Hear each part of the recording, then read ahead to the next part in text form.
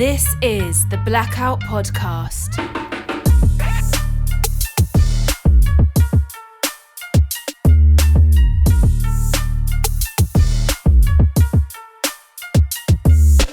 Hello and welcome to the Blackout podcast, where I get to talk to amazing people that do amazing things. And today I have Caitlin Koo from Kaidain Ivy. Hey. Thank you so much for coming to the Blackout podcast. Yeah, no worries. So, I mean, there's so many things, but let's first start with how did you get into fashion? Short version or like roundabout We have version? time.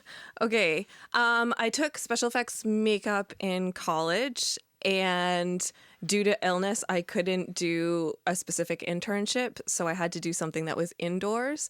So like illness, like was the thing making you sick, or do you have sickness that couldn't make you? Okay. how much time do we have? we're like, we gotta separate the tangents here. We're gonna focus on that specific tangent. We gotta follow some kind of storyline. Yeah. Because that's way left. Okay. So you couldn't Redirect. do it? Okay, so I couldn't do the traditional internship. Yeah. So I actually interned with a corset designer in Toronto. Oh yeah. Yeah. Like the don't breathe thing. Yeah. Well, you could breathe.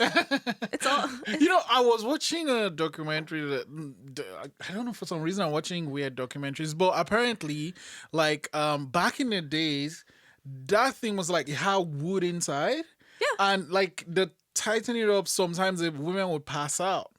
Yeah. Well, you try putting a whole bunch of logs around your chest, tie it with a rope, and see how well you can breathe, and Yeah, then I just know. walk around in normal.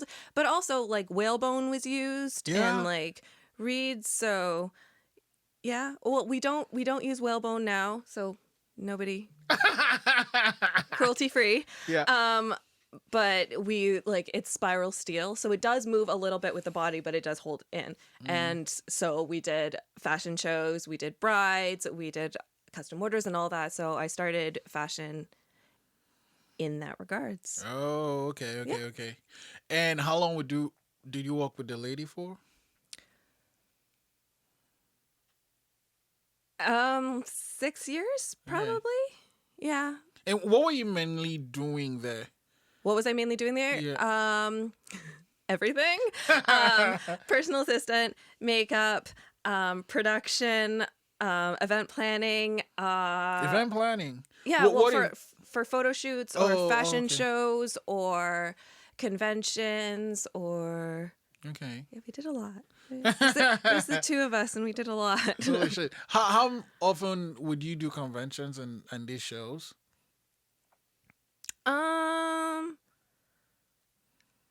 Maybe 8 times a year.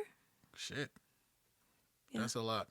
And what's the average time from no corset to corset? Well, it depends on how elaborate it was going to be decorated. So about 20 hours. Okay. And that's like basic? Like mid Okay. is about 20 hours. Shoot. For one, right? Yes. Okay. Fuck. Okay, that's a lot. And then you did this for 6 years, but you weren't making this because like all this stuff is.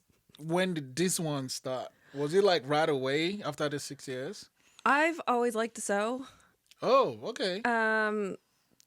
I didn't know people didn't know how to sew. What? I just assumed that everybody knew how to sew, and that they were just like my sister, who she knew how to sew, she just didn't like to.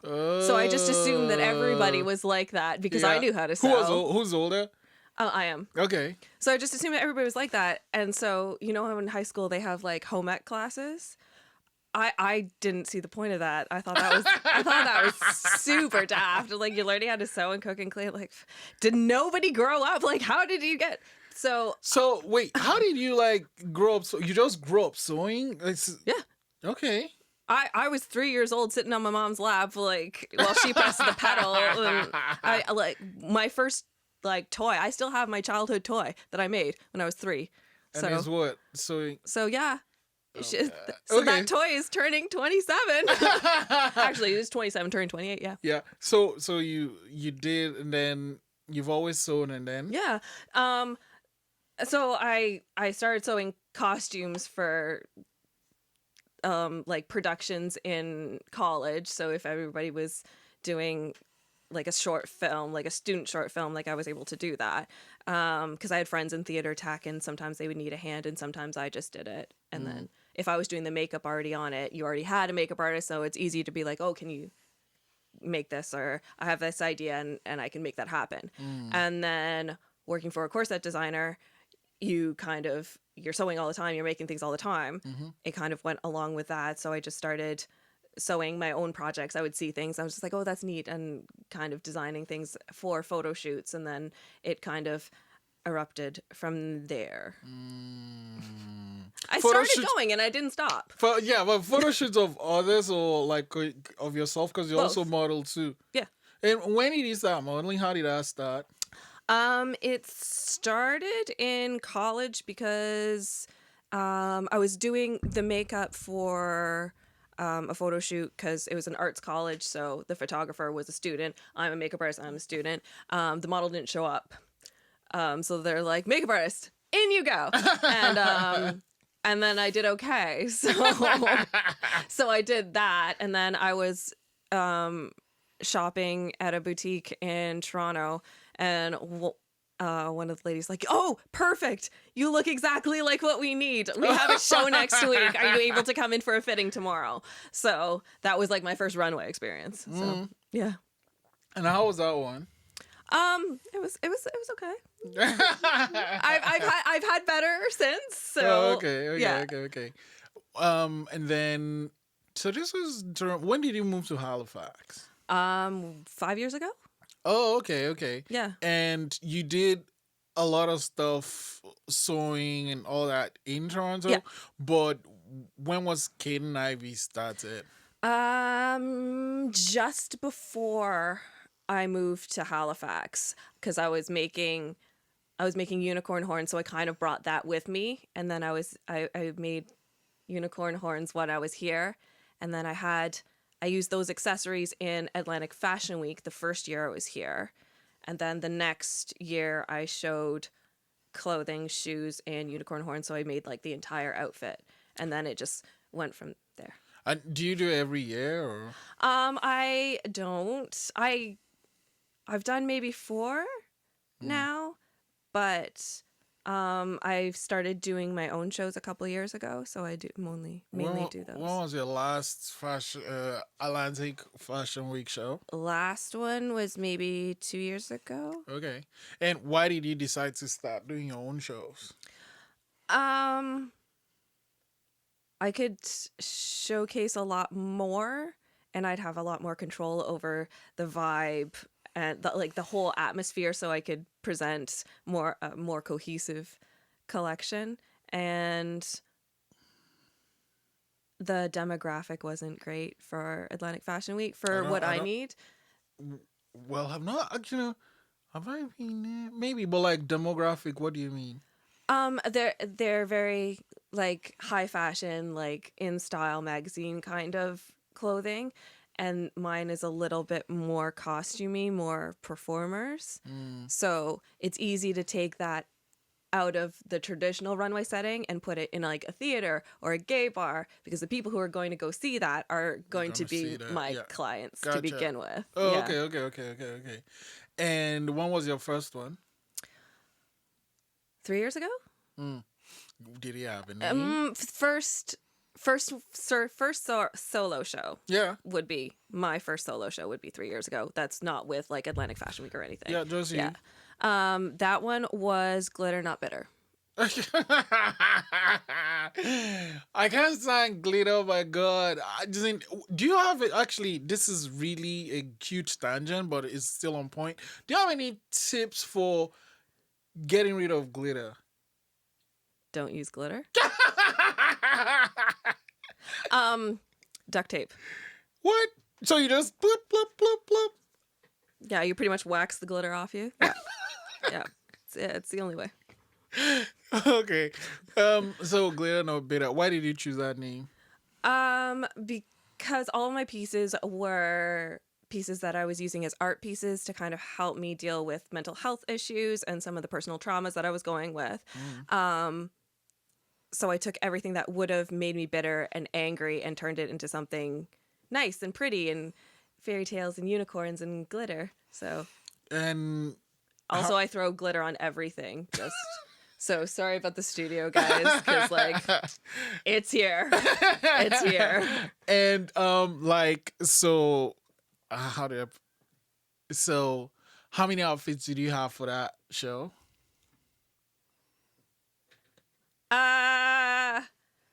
I want to say like 24. So and each one had a story? Yep. Like was it okay? So was it one story for all 24 or each one was its own stories is what yeah, that's the question I'm asking. A little bit of both. Oh, There are okay. certain pieces that were very much, this is a thing. This entire thing has like either a feeling behind it or there's a specific moment in my life behind it. And some of them were just going with the general idea. It also depended on how much detail was on them. In what way? Because if I spent like a month on a piece and I'm individually rhinestone and I'm spending so much time on it, you're already putting that much emotion into it. So it's hard not to put a little bit more of yourself into it because you've spent so much time with it. At what time do you decide it's a story? Is it before it starts or in the process? You know how it works. It's like midway. It'll be like, oh yeah, it's good. This is what we're going with. It's fine. It's fine. Do you ever have a situation? I mean, I guess maybe not, but like you already named the pieces before they go. Oh god, no. Oh, okay. No, because So- it could go anywhere. So that's what I'm trying to. So that leads to my question: where in your mind you're like, this means anger, say, but then someone sees it as like sees I don't know peace or serenity and stuff. Like, have you ever had such a situation? I've had very strange situations on how people interpret like anything that I do. So this, for example, Yeah.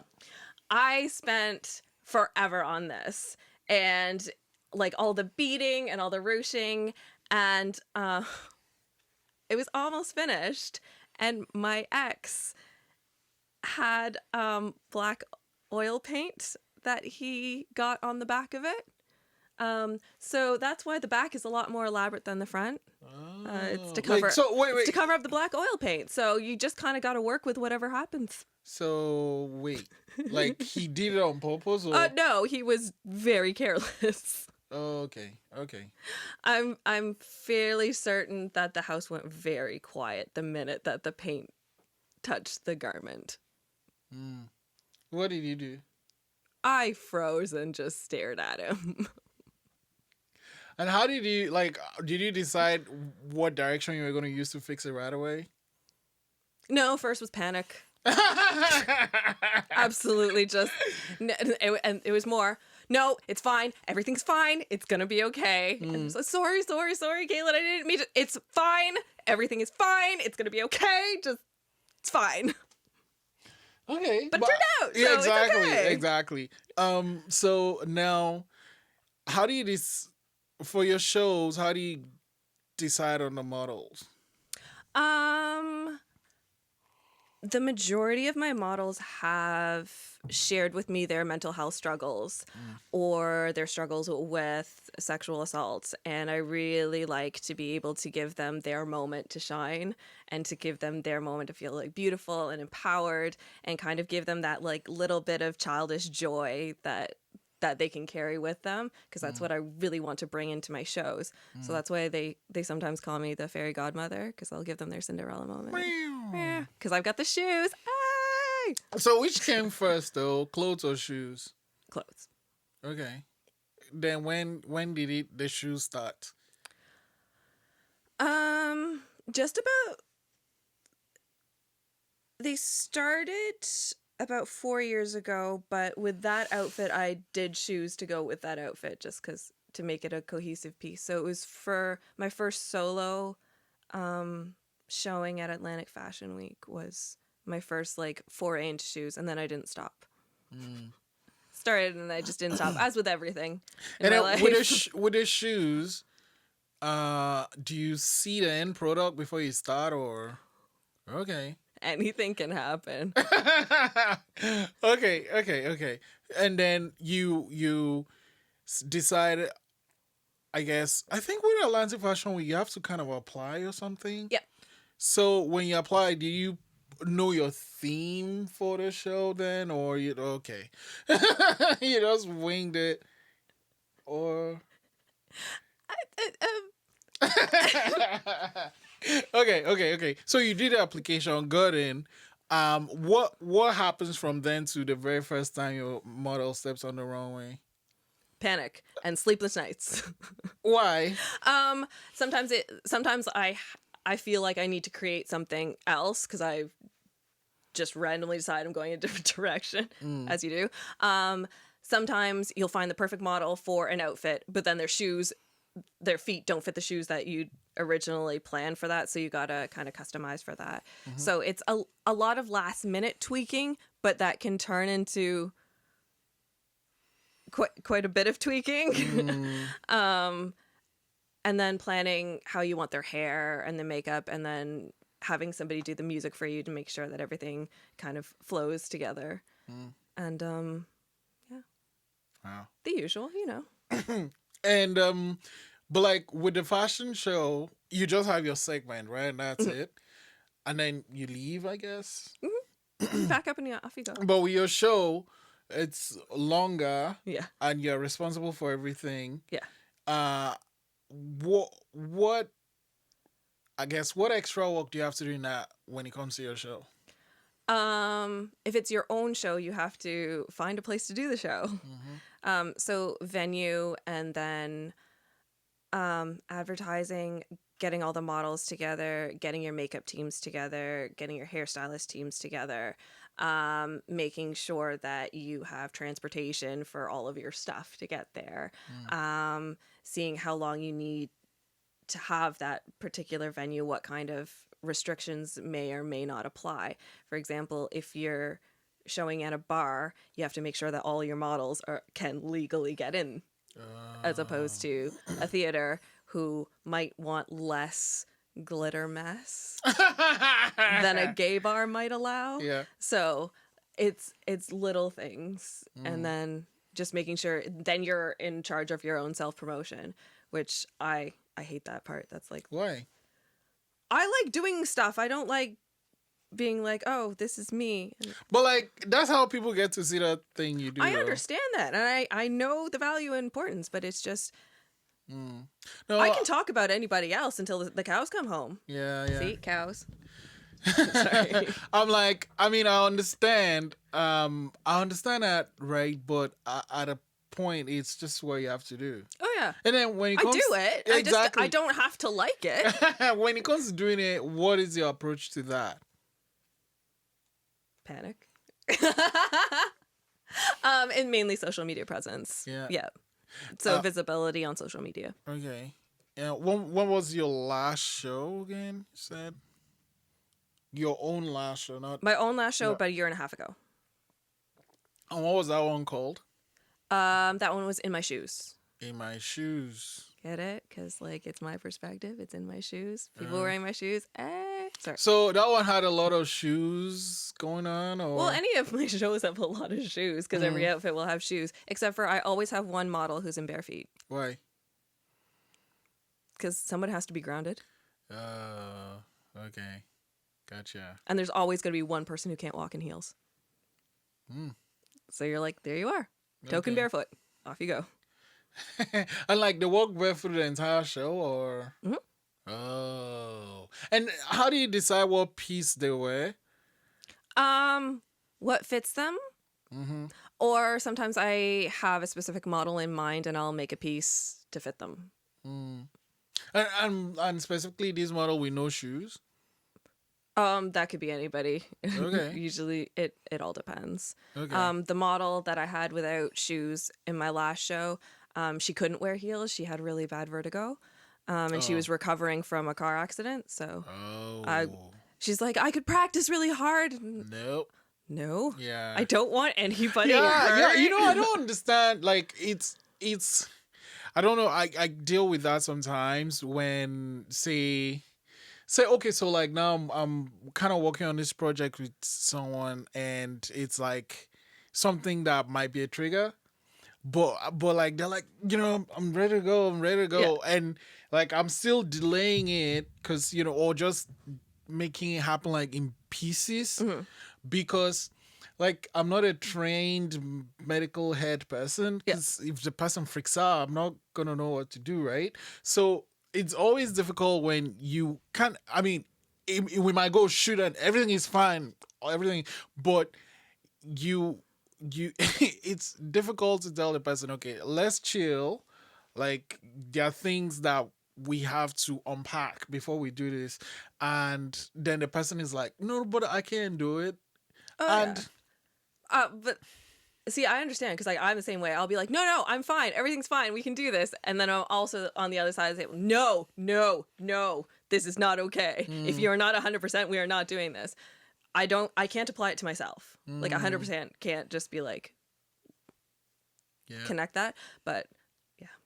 well, I mean, it helps that you can see that when you're working with other people, because I think thinking of the people you work with for anything, not just fashion shows or art or whatever. I just think making sure the people you work with around or whatever, maybe not 100%, but at least close to 100% as possible is super essential. That's how I just believe it should be. Oh yeah. Okay. So in my shoes, what the theme for that one was? What? Like, I mean, what was the overall theme for the show? It was unpacking a lot of past traumas and kind of dealing with that. It kind of went hand in hand with what I was dealing with in therapy. It was like an extension of that, is just dealing with some of the sexual trauma and sexual abuse that I've had in past relationships and in my teen years. So it was kind of unpicking that and then mentally ironing things out, I suppose. Okay, so you had that as a theme, wrote the show. Well, I don't know if you write the show. Do you write your show?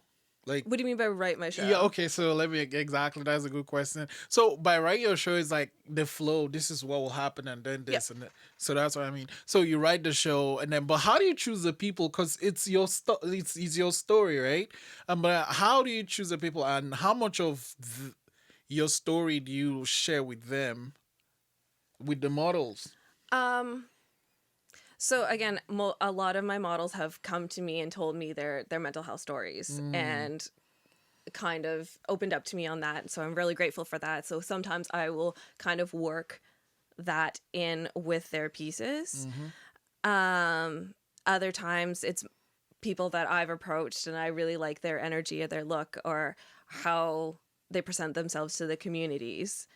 And then sometimes people have reached out to me because I don't always see everybody. I don't always go to every casting call. So it's kind of nice when I do have that. But every show, my models will get a card or a letter, and it explains the significance of the pieces that they're wearing to them.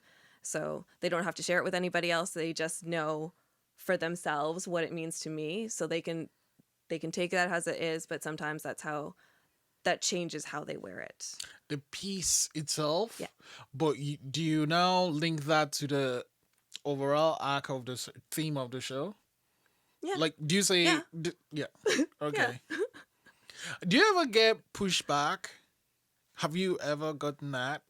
How so? Like, say, I don't know, you like this person or you like their look or whatever, and you're like, I want you to wear red XYZ, and the person's like, I'd rather not. Yeah. Okay.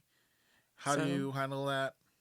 Well, if that's not something they're comfortable with, we'll put something else on. Okay. The point in my shows is for people to feel good and to showcase themselves and like in a comfortable way, to make themselves feel beautiful, to make themselves feel joy. If they hate their outfit, they're not going to feel that joy. They're not going to present that joy. So and that leads me to the other thing where you are, well, I wouldn't say outspoken, but you are very passionate about things that matter to you, right?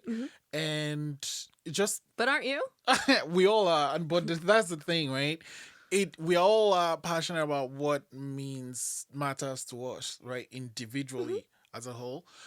So actually individually, so what matters to me might mean fuck all to you, right? Like I might be crashing in a wave and you just worry about one hair out of place because that's what matters to you at that moment. But now the things you share is really heavy, right? They can be. Well, okay. Let's go with they can be. Context. Let's go with they can be heavy. Yeah. Do you like? Do you feel that sometimes it can be a bit much for other people that are not like in the audience and so? It's not always a comfortable subject. So they might feel uncomfortable. It's not going to change what I have to say. Fair enough. Now, listen to the next one where like you when you have something to say, you say it. Do you feel sometimes you kind of are a mouthpiece for other people that have things to say that they don't know how to say it or have like a platform to say it? I don't see myself as that, but people have come to me and brought that to my attention and said that that was something that I was able to speak to them as them to other people. So that was a little bit eye-opening when it happens. And then how do you handle that when it happens? I usually cry. I'm not gonna lie. We usually get super emotional and we have like a little moment. But often those times is going to be emotional because they're sharing their stories with me. They're having their moment. They're sharing either a very strong emotion or they're sharing past traumas. So it's something to tread lightly on and be compassionate and sympathetic and empathetic in that particular kind of context, and kind of try and heal together from it and with them. And how much healing is this for you?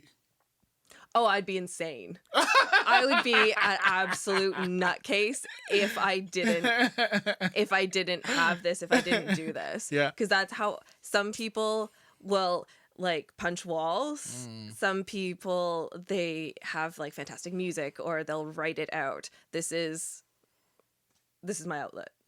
But you're right too, though. I do. Yeah, you're right too. And the thing is, you don't hold back. Do you like? Does it ever get to a point where like, okay, maybe I'll not say this one? I mean, you don't get into pretty details, but it's just it's raw how you put your experiences. They are raw though. Yeah. And it's sometimes like I do use a lot of metaphors and like imagery obviously to kind of generalize so people can relate to them a little bit more, because my experiences are super specific. Not everybody might relate to that particular, but they'll relate to that kind of feeling, or the illusion of this resonates with me with them. So I find it's a lot easier to kind of have that. Also, I don't always know what to say. So there's that. Yeah, you don't self-censor. I don't think so. Meaning? Meaning you don't say, oh shit, I shouldn't have said that. Oh. Well, yeah, I guess. Sometimes I'll be like, wait, rephrase. But I don't know. Once it's out, it's out. There's no reeling that one back. So, I mean, I have said things that I'm just like, that was really stupid of you. But And what can you do? And you do paints too. I do, yes. So, which one came first? Like, you've always been sewing since you were a kid. Yeah, and I've always been painting too. Those came hand in hand. And I've always been writing too. I grew up in a very creative household, so okay. like I blame my parents. Oh, As we okay. all do. I don't know about that, but okay, we'll go with this. And when it comes to painting, how do you decide what you are gonna put on the canvas? I don't. You just move. Same with same with pretty much everything I do. I just start and then it kind of just takes on a life of its own and it just does its own thing. I can't over analyze and overthink things Yeah. because it never turns out the way, because I can't necessarily form a fully formed concept and be like this and then this is the next step and then this is the next step. But like, okay, say the shoes for instance, right? You say you don't see it, but at what point do you know it's done then? I don't always know when it's done. I nitpick a lot. I've gotten up in the middle of the night, opened my eyes, put my glasses on, and the painting that was hanging like on the other side, I'm like, oh no, and I had to fix it right then and there. So Okay. some things are like I will pick them up again and change things, and some things I'll look at it and be like, no, I'm super happy with that. So, what is the story of the shoes? Which ones? Both. Let's start with the dog feet first. Right, that's dog feet. Yes? That is duck feet. Okay. Yeah. I was told that I was duck-footed. By a guy. I don't even remember. I just remember it resonating because I thought it was hilarious. I'm just a duck. Well, also because people call me like cuckoo because like I'm a bird. Oh, so yeah. any kind of bird reference to me is kind of funny. But and then when I saw like little duck finger puppet, like duck feet finger puppets, I'm just like, those would look amazing on shoes, and people kind of laughed it off. Yeah. So I did it. So how do you then- make them so sturdy? Like, We'll pick them up. yeah. Oh, that's why. Yeah, Okay. because like Got it's it, got the it, little got it, got puppet, it. so they're already rubbery as Got it it, is. got it, got it, got it, And got it. then the shape of the shoe already kind of looked like a duck. So the blue is water off a duck's back. Oh. Because people can say whatever you want. They can call me duck-footed, but it's pretty. Okay. I see it. And the dragon. That's a dragon, right? It is a dragon. Okay. It would be a pretty funny cow. It's not a fucking cow. What? What? You look at it, you're like, that's a dragon. That is a dragon, right? Yeah. I don't know what other animal it could have been. But And you put each stone on one at a time. yes. So here's the thing, like, you can't be that specific and be like, oh no, I didn't see it coming. Because you kind of have to know where you want to put one, right? Like, Yeah, but you'll put the glue there and then the gem. Like yeah. when I started like putting stuff on like this, I have no idea what pattern it's going to be when it gets to here. Oh, geez. Sometimes it's whatever fits. Sometimes, ooh, that's shiny. Sometimes I'm running out of a color.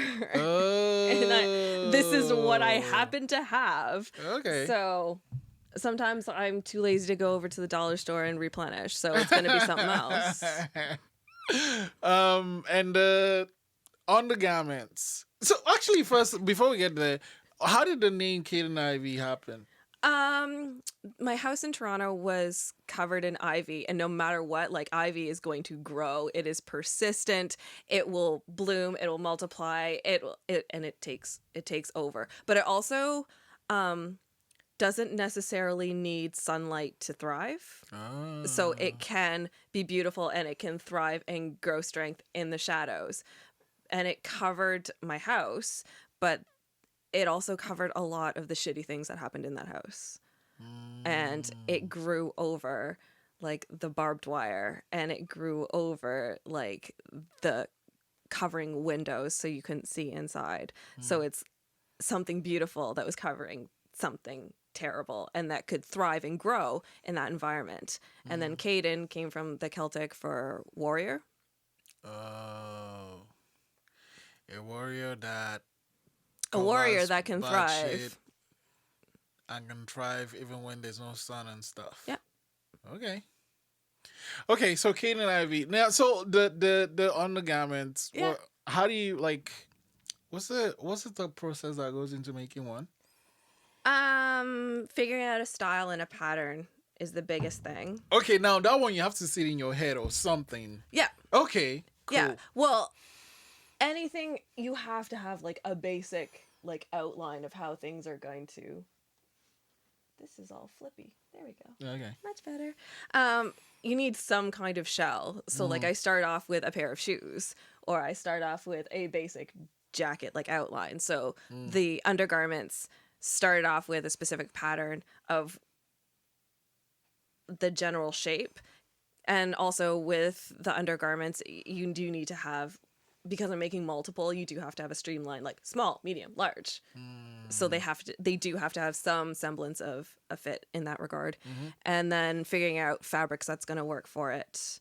Or initially it was because I wanted some underwear and I went to the mall and I couldn't find anything I liked. And I was really frustrated. And then I was like, you're an idiot. You literally make clothes. Oh. And why have I never thought of this before? Because this literally happened in August. So this epiphany was in August. Yeah. And I've been slapping myself in the face ever since. So I took what I found was comfortable or I thought was flattering on a male or a female. And I kind of put that in a stewing pot and kind of worked that around and started making underwear. So I made a set for me because I'm just like, no, this is what I want. So I made it. And I was like, yeah, this is awesome. And I posted it on Instagram and then some people were like, I want one. I was like, oh, cool. Easy. I know how to do that. So I made sets for them. And I was like, this is super easy. And this is a lot of fun. I can have a lot of fun with this. So I started kind of like doing different styles, and then other people were like, hey, I want that too. I'm like, okay, cool. So I kept going. I haven't stopped yet. See? I just keep going and I can't stop. So I'm gonna end it with this. You have this show coming. Do you have a title for this show? Working title Is what? is Glitterati, subject to change, so don't quote me on that. Fair enough. When do you see it happening? And It's booked for May 29th at the Bus Stop Theater. okay. Yes. So I'm guessing there's a lot of glitter, right? Okay. Okay. Bus Stop has a very specific no loose glitter policy. Oh, But smart. bless their hearts, they still let me in the building. So shout out to Bus Stop for loving me.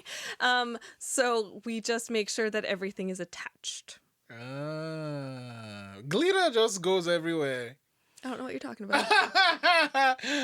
Do you have an idea how many pieces you're gonna make? Okay. That's subject to change up until people are on the runway. Okay. Because I've had models drop out like last minute, and I was literally running through the casino, like looking at people's feet. It was a whole Cinderella thing because I literally had a shoe that needed to fit a guy. You laugh, but it really should have been a documentary of me like slyly walking through the casino, like checking out guys' feet. Absolutely, this 100% happened. Did you find a feet though? We did, but then we had to figure out how to if the t-shirt was going to fit. So I found one of the models when he came. He was modeling for another designer. We put him in it.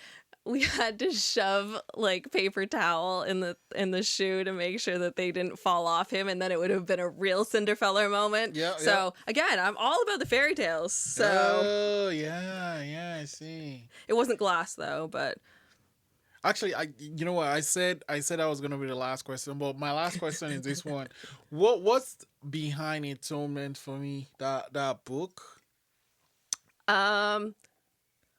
What's behind anything I do? Past trauma, mental health, get everything out so I don't have to resonate in me. Okay. That. Okay, so I mean, I know you have a lot of work to do to prepare for the show, so good I luck don't know what with you're that. talking about. But Sleep? I don't need sleep. You provided me with coffee. It's fine. I'm super happy that you came to the show today, Thank you for having and me. I can't wait to have you back. Yay! Thanks. Oh yeah, actually, you know what? Before I keep this is the third time, but really this is the last time. Are you sure? Yeah, yeah. Okay, I thought I was bad at like starting things and just like keep going. I don't end things. I keep going. So what like and what's the social media for all this cool stuff? You can find me on Instagram at Kaidain Ivy. Oh yeah, obviously. Imagine that. I know it's very difficult to remember. Wait, what was the spelling though? Kaidain Ivy. Yeah, sometimes I miss that second A, but okay. Fine. Got It's it. fine. Thank you. You'll find me much. eventually.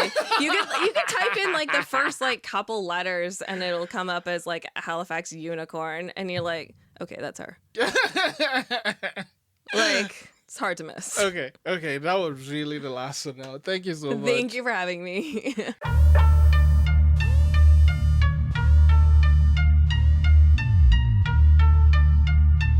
This is the Blackout podcast.